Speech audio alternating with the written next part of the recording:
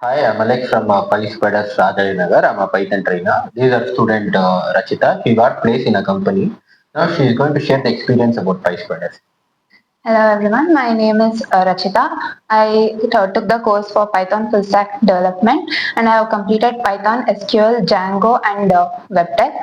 Uh, I had a great experience. The teaching was very good and there was like clear explanation of topics by all the trainers, and the topics were also organized in a good, the flow was very good, and we had mocks in between, so that helped us to prepare well, and also the trainers helped us to understand the topics if we didn't give backups, and regular tests and everything helped us. Okay.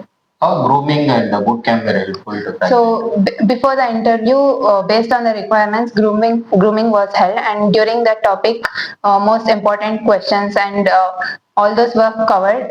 They gave us tasks to complete it and made us understand how to learn for the interview. Wish you all the best for the career. Thank you, sir.